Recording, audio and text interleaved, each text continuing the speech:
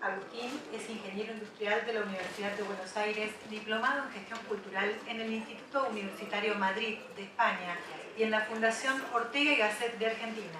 Es miembro de honor de la Academia Argentina de Numismática y Medallística, miembro de ICOM Argentina, ICOMOS Argentina y de SICOP Argentina. Y su testimonio lleva el título Las emisiones del Banco de la Provincia de Buenos Aires y la tipográfica a vapor, 150 años de un hito tecnológico.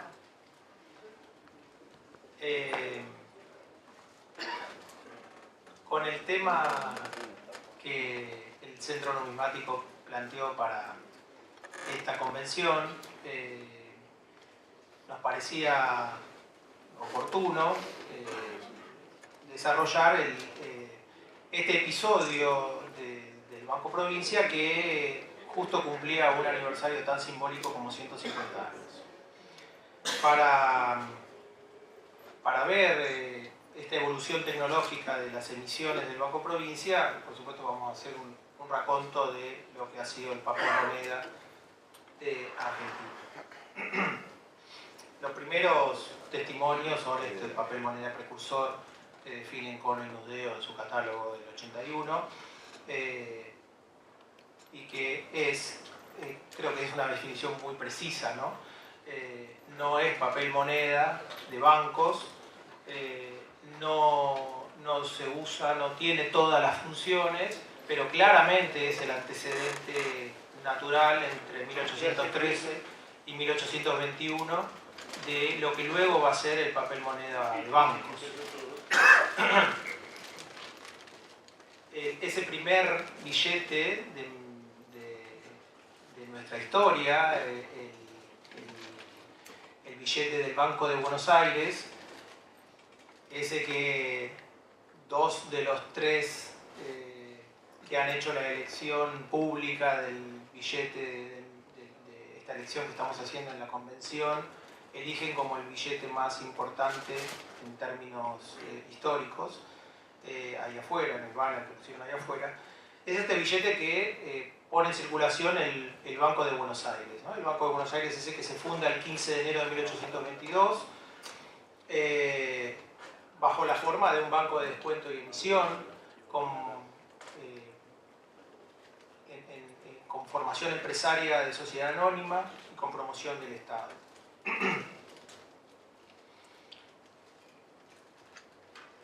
Y que tenía entre sus funciones la de emisión de billetes pagaderos a la vista, al portador, convertibles, y leo textual, quedando al arbitrio de la Junta de Directores del Banco el monto de la emisión y los valores faciales con un mínimo de 20 pesos.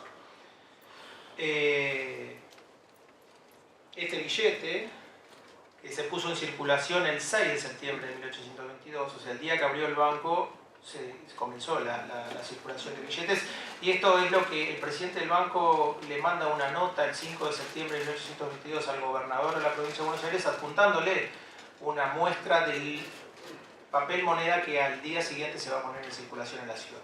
Este banco abre en el edificio que hoy es hoy la Manzana de las Luces, en Perú 272, y desde ese lugar salen a la ciudad los primeros billetes. Se los cataloga como formularios provisorios y efectivamente es así, porque en realidad el 15 de julio de 1822 el directorio del banco resuelve encargar una emisión de billetes en Londres. Y estos billetes, lógicamente encargados el 15 de julio de 1822, no van a estar disponibles en los tiempos que el gobierno está pretendiendo que este banco se ponga en funcionamiento, porque lo considera como un elemento que tiene que avivar el crédito y la circulación, el desarrollo y el comercio en la ciudad. Entonces no va a esperar los tiempos que demandaría que estos billetes lleguen a Buenos Aires. Por lo tanto, en el mismo acto, resuelve la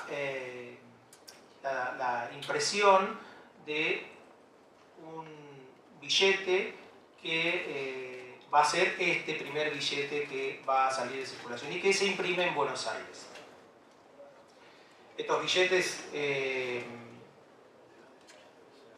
Sí merece el comentario que esa emisión que se encarga a Londres incluye valores de 5 y 10 pesos, contradiciendo el estatuto del banco que establecía que la emisión iba a ser mayor a 20 pesos. Y que efectivamente en los que se decide encargar en Buenos Aires se establece que los valores sean mayores a 20 pesos. Porque se persigue este concepto de que la emisión de papel moneda tiene que ser una emisión que esté al alcance de los negociantes y no del público en general.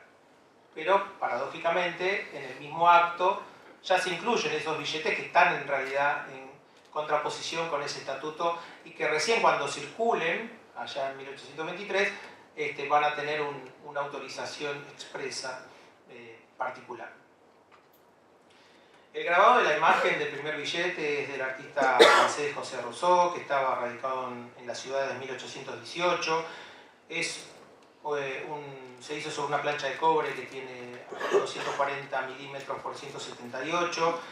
El cobre era un elemento valioso, por supuesto, se reutilizaba, estaba grabado del otro lado, la plancha que se usó para grabar el primer billete, y la imagen que tenía grabada era la Virgen del Rosario, una imagen grabada en 1786, presumiblemente por un artesano, Manuel Rivera, y que la plancha es cercenada parcialmente para el fin que tenía el uso del billete, y por lo tanto la imagen queda así parcialmente vista cuando en realidad antes era una imagen completa.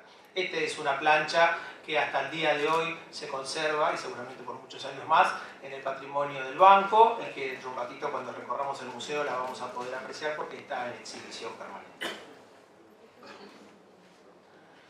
Este era el primer billete, claramente se ve que es de una impresión, bueno, en realidad lo que estamos viendo es una reimpresión con la misma plancha realizada a principios del siglo XX, a principios del siglo XX, 1900. Y seguramente la tecnología que se utilizó para hacer estos billetes era la prensa a tornillo o a palanca típica de la época, digamos. Se hizo en el taller, como decía, de Pedro Ponce, en la ciudad de Buenos Aires. La tirada fue de 7.000 ejemplares, que luego salieron en circulación, un poco menos, en valores de 20, 50, 100, 200, 500 y 1000, como les decía antes, pesos convertibles. O sea que el banco puso en circulación este papel moneda con el compromiso de que cuando alguien lo quisiera canjear por metálico no tenía más que venir a la institución y canjearlo. Esto funcionó así durante algunos años. Para tener una idea, que estamos hablando de valores elevados, es que una onza de oro estaba entre 16 y 17 pesos. Por lo tanto, la emisión de 20 pesos era un elemento sumamente valioso que estaba poniendo en circulación. Inmediatamente se sintió la necesidad de valores menores porque era lo que más utilizaba la gente, y ahí surgieron los vales de tesorería que saca la provincia de Buenos Aires y que se ponen en circulación en febrero del 23. Rápidamente el banco también claramente vemos que tienen una tecnología muy precaria.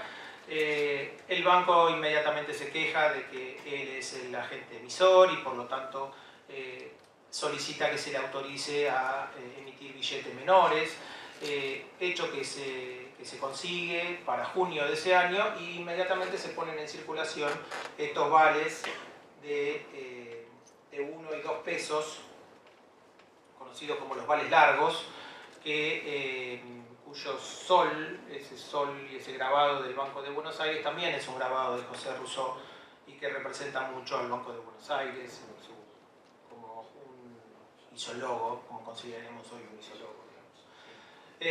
Recién para agosto del 23 llegan los billetes que se habían encargado en Londres, que claramente tienen una mejor factura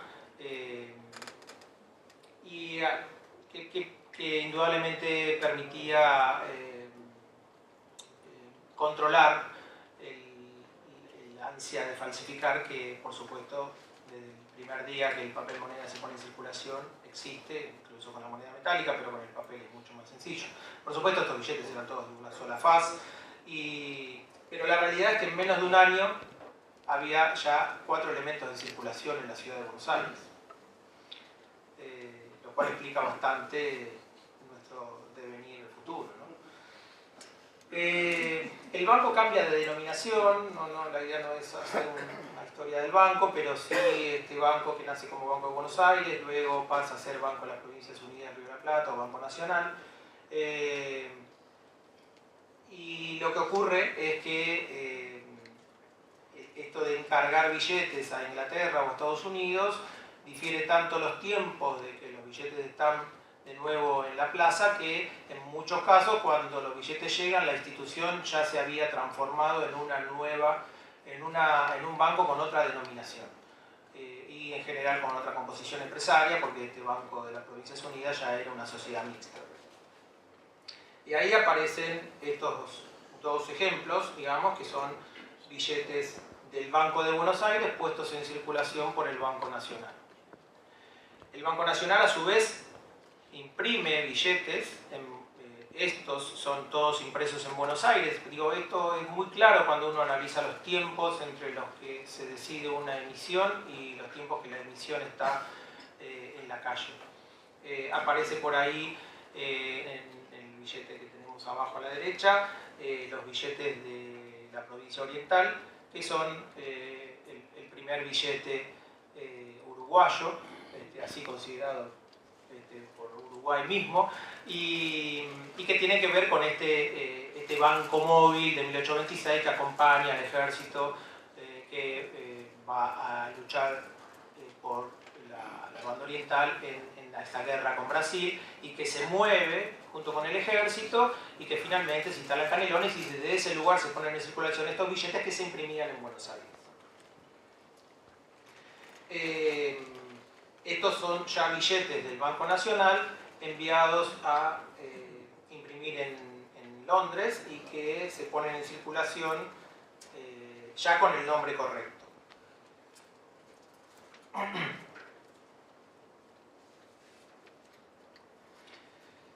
A partir de 1836 el banco, bueno, tenemos el periodo rosista, el Banco Nacional se transforma en esto que se llama Junta de Administración del Papel Moneda y de la Casa de Moneda Metálica, popularmente llamado Casa de Moneda, y que claramente es una institución bancaria.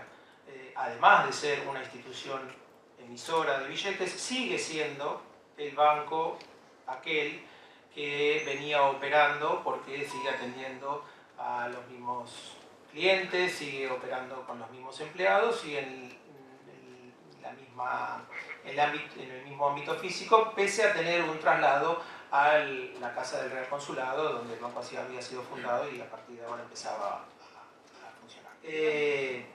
Los billetes federales son, en un primer momento pasa lo mismo, son emisiones que tienen el nombre del Banco Nacional y luego ya se empiezan a emitir con Casa de Moneda.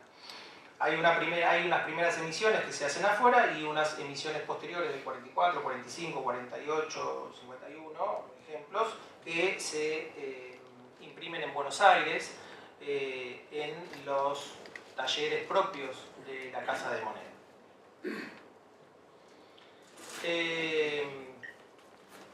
Cae Rosas en el 52, el banco se transforma, la Casa de Moneda pasa a ser Banco y Casa de Moneda, luego es Banco y Casa de Moneda del Estado de Buenos Aires, el departamento de billetes sigue teniendo cada vez mayor preponderancia porque las emisiones van en aumento. En mayo de 1860 se designa jefe de la imprenta a Francisco Andújar, y este es un hecho importante porque a partir de ese momento se empieza a analizar en el banco la necesidad de hacer una modernización de herramental.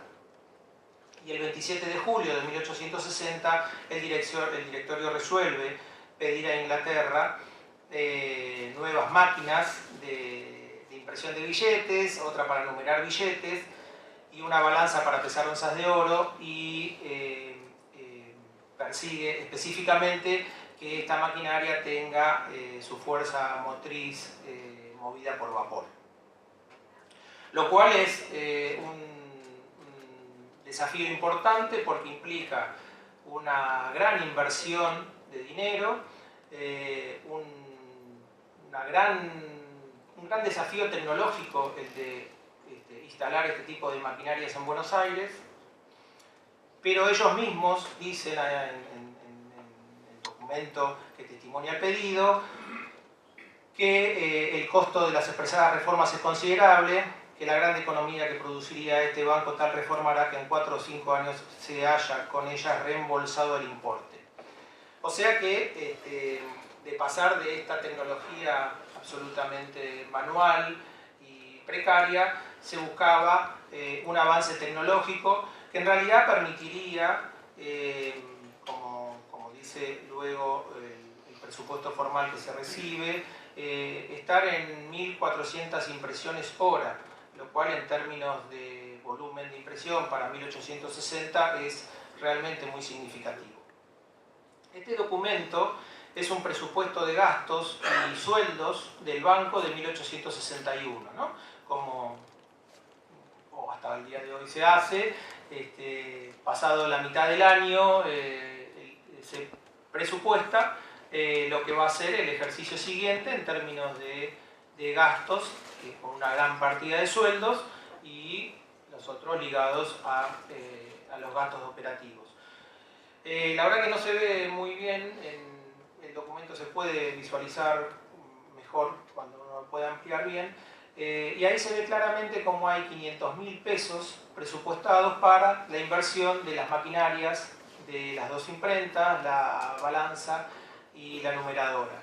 Cuando el presupuesto de sueldos del banco para todo el año 1861 es de un poquitito menos de 1 millón de pesos y el presupuesto total es de algo así como 1.900.000 pesos. O sea que el banco estaba planificando una inversión del orden del 25% de su presupuesto, lo cual implicaba esta decisión un desafío muy importante porque realmente esas inversiones ponían en riesgo, un mal desarrollo de esta inversión podía poner en riesgo la capacidad financiera de la institución.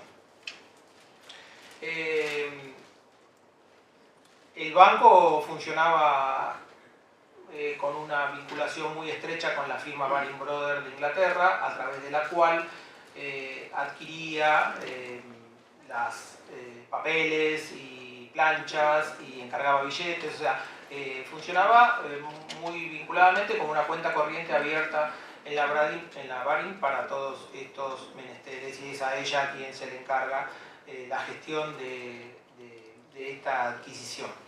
El 15 de noviembre de 1860 se recibe el presupuesto de parte de la Baring, presentada por los fabricantes Napier e Hijo. La Napier, digamos, era una compañía que se dedicaba a la fabricación, por supuesto, de esto, piezas de artillería, balanzas, máquinas de acuñación de monedas o de impresión, que había sido fundada a principios del siglo XIX, en 1808. Por David Napier, que era un ingeniero escocés.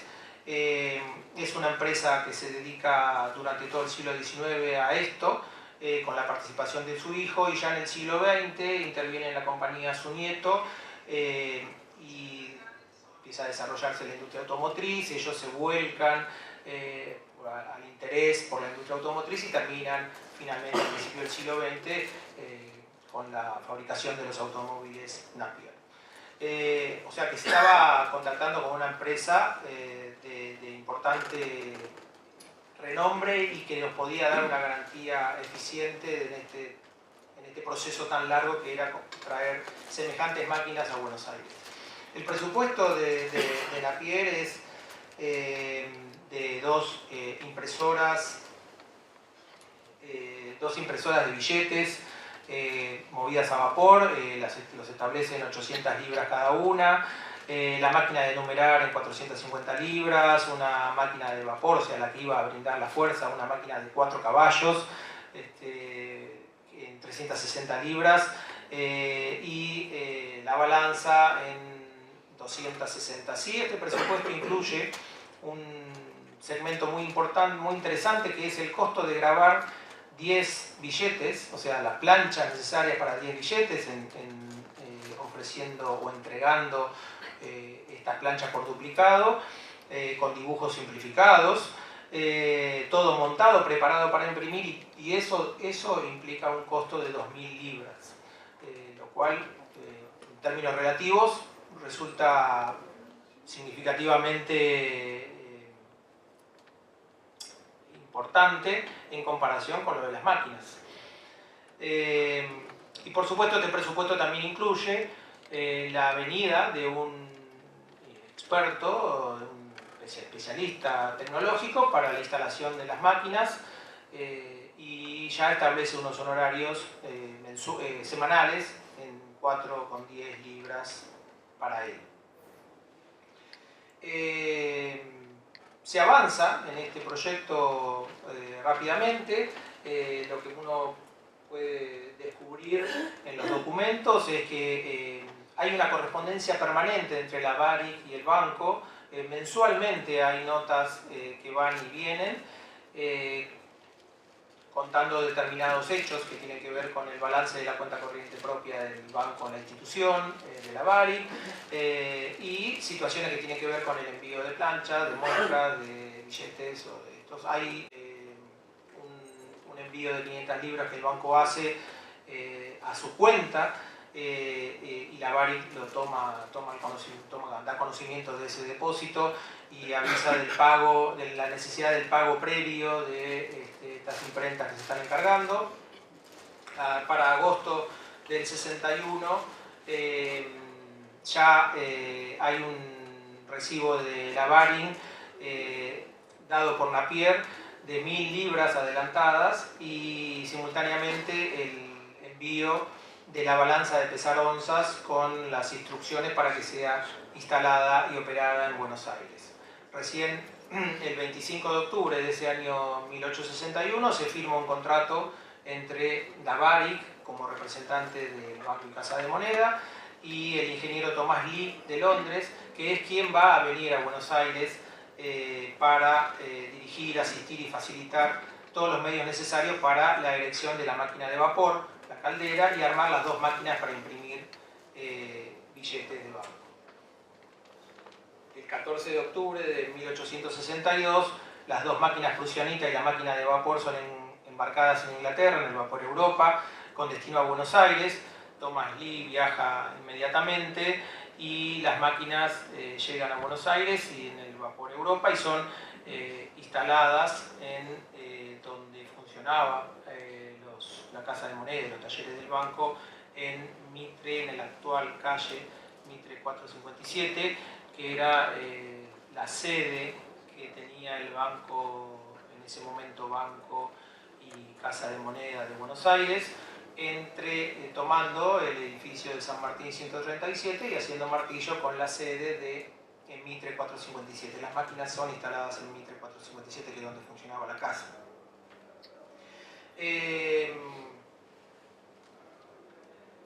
Las máquinas vamos a poder observarla dentro de un rato, porque la máquina la tenemos acá todavía en exposición en el museo. Utilizaban un sistema tipográfico con cama plana y rodillo, de manera tal de presionar la hoja a través de este. El accionamiento era a través de la máquina de vapor. Requería del operario el control, por supuesto, de la máquina, la alimentación del papel, el control de los entintes de los rodillos y la salida de impresión. Se logró un gran avance en velocidad de impresión, como decía antes. Esos valores de 1.400 hojas por hora es muy grande, y había mucha variedad de posibilidades de impresión. En principio esto era a priori cuando las máquinas eran instaladas. La emisión, que primero, esta es la máquina en su estado aproximadamente en 1940. No hay una foto de la máquina, una imagen de la máquina del siglo XIX. Pero es una máquina que está todavía en funcionamiento. Por supuesto no tiene el accionamiento de vapor, ¿no? Ya para este entonces el accionamiento energético de la máquina había sido reemplazado por un motor eléctrico. La primera emisión que es desarrollada por la máquina es esta de 1864. ¿Qué pasa con esta emisión? En realidad esta emisión se empieza a planificar en 1859, cuando el banco era Banco y Casa de Moneda del Estado de Buenos Aires. Después las planchas se empiezan a grabar cuando ya el banco es Banco y Casa de Moneda de Buenos Aires. Era, como decía antes, esto de que se hacían las decisiones que llevaban un tiempo de desarrollo. Las planchas se graban en Londres, y entonces a su vez el devenir de nuestra provincia y de nuestra nación en todo ese periodo es bastante convulsionado, por lo tanto el banco va acompañando eso que ocurre, y recién finalmente el banco adopta el nombre de Banco de la Provincia de Buenos Aires en 1863. El banco adopta ese nombre no por un decreto, no por una ley, no por una decisión que podríamos decir que esté en algún registro oficial, sino que es circunstancial. Hay un debate parlamentario por el estado del banco. El ministro de Economía de ese momento sí expone que este es el Banco de la Provincia de Buenos Aires, y a partir de ahí él le dirige la correspondencia al presidente del banco en esos términos. El banco desde esa fecha, octubre del 63, empieza a utilizar ese nombre, manda a hacer una piedra litográfica para un certificado de depósito, y ahí consigna por primera vez Banco de la Provincia de Buenos Aires. Y en realidad la decisión, como uno puede ver en todos estos elementos, es que a partir de este momento la institución es Banco de la Provincia de Buenos Aires. ¿Y qué pasa? La plancha del anverso estaba hecho, entonces se decide hacer una plancha para el reverso y consignar en el reverso de estos billetes este nombre de Banco de la Provincia de Buenos Aires. Por eso estos billetes tienen la particularidad de tener dos instituciones emisoras, a quien no podría leerlo simplemente y no interpretarlo en el devenir histórico de estas instituciones, que ese Banco y Casa de Moneda de Buenos Aires del frente es el mismo que es el Banco de la Provincia de Buenos Aires del anverso. Estos billetes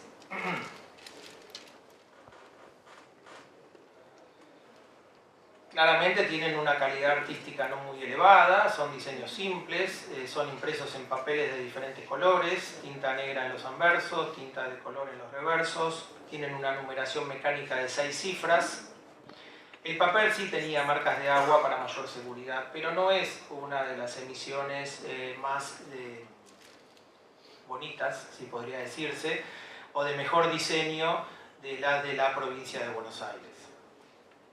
Se emitieron valores de 1, 5, 10, 20, 50, 100, 500, 1000 y 5000, aunque estos tres valores más altos tuvieron particularidades y en algunos casos no circularon.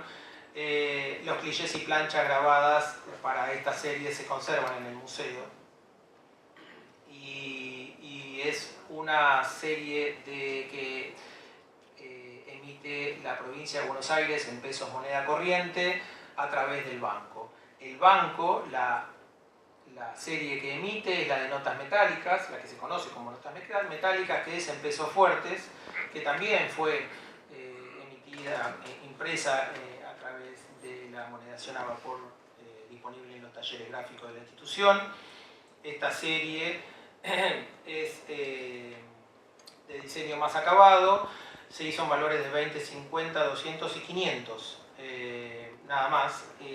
La equivalencia del peso fuerte a moneda corriente en ese momento es entre 1 y 25, un peso fuerte por 25 moneda corriente. Finalmente esto se establece con la oficina de cambio de 1867, pero en la práctica esta era una equivalencia que estaba vigente.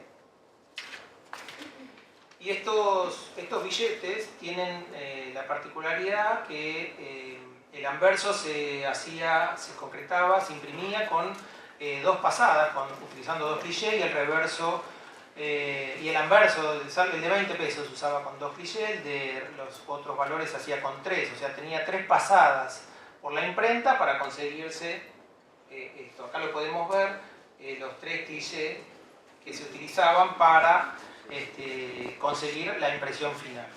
Estas piezas son raras, por supuesto, porque eran piezas muy valiosas al ser hechas en pesos fuertes, tienen muy buena factura y se utilizaron durante mucho tiempo, como eran en pesos duros, se utilizaron casi hasta 1876. Estas fueron básicamente las dos series que se imprimieron con la prusianita. Las emisiones posteriores del Banco Provincia fueron todas encargadas en Inglaterra o en Estados Unidos. Con lo cual, esta máquina que tanta inversión había requerido y que tantos planes de reembolso tenía, se empezó a utilizar para otros fines.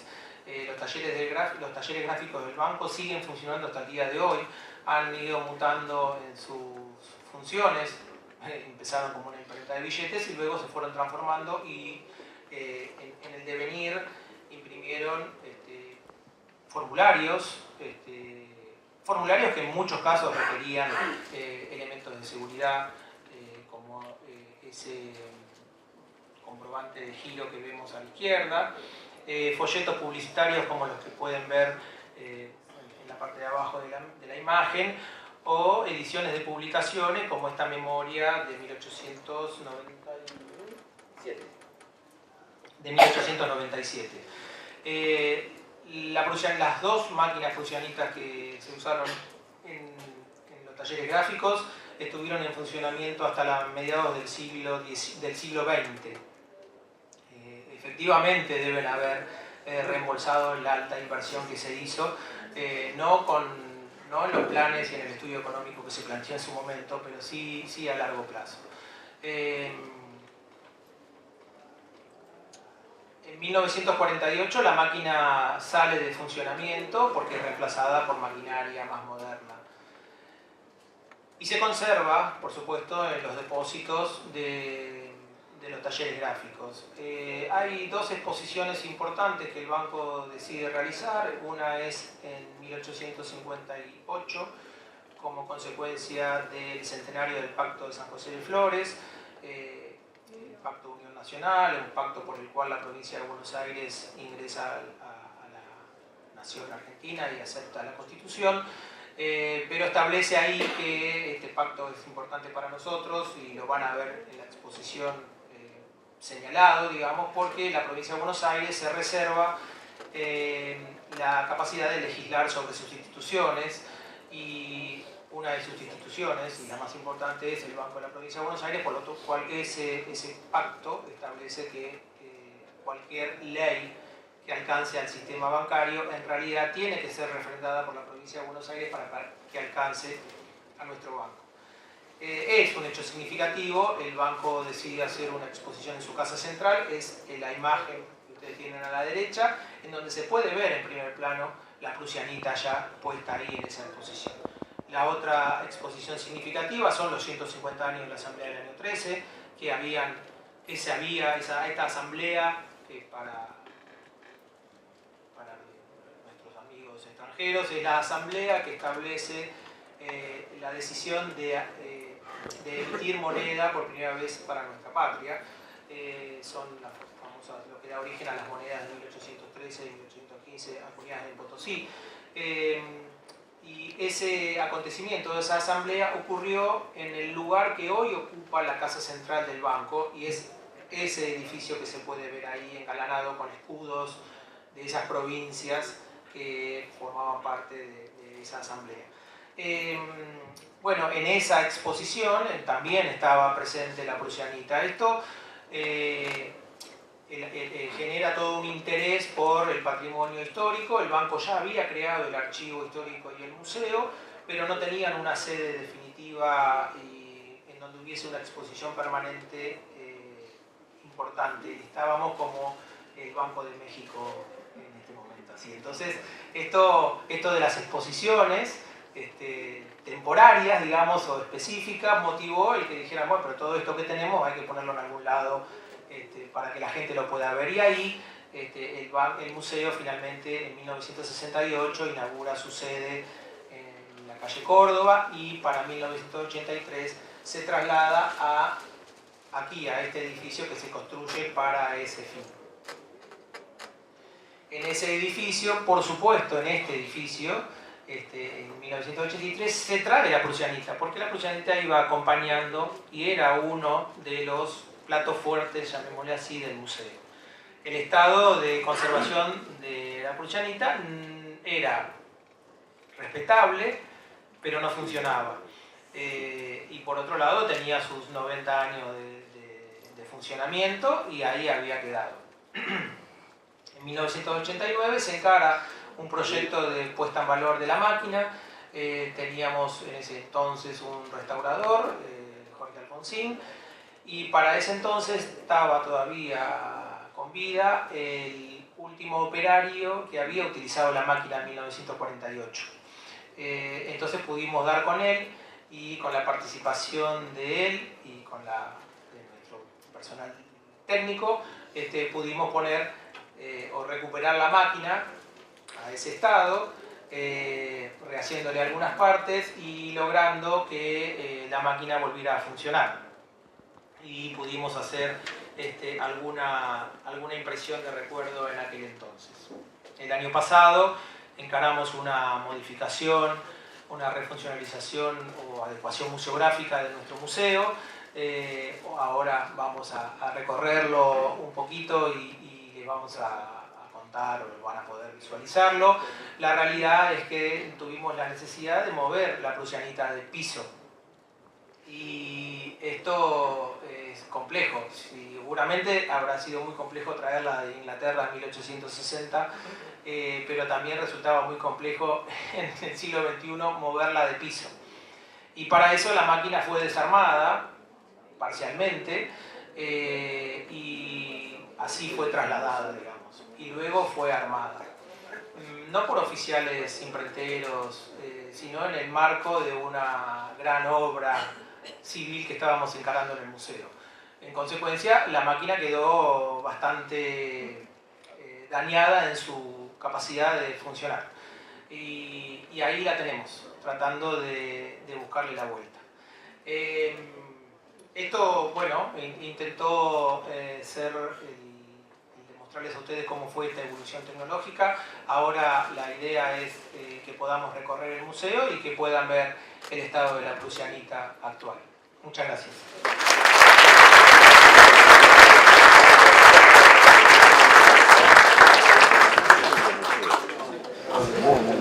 Entrega el diploma y una vale la carta pena recordatorio al recorrer. contador Arturo Villagra, expresidente del Centro Numismático Buenos Aires en el periodo 2012-2014 y actual secretario de la Academia Argentina de Numismática y Medallística.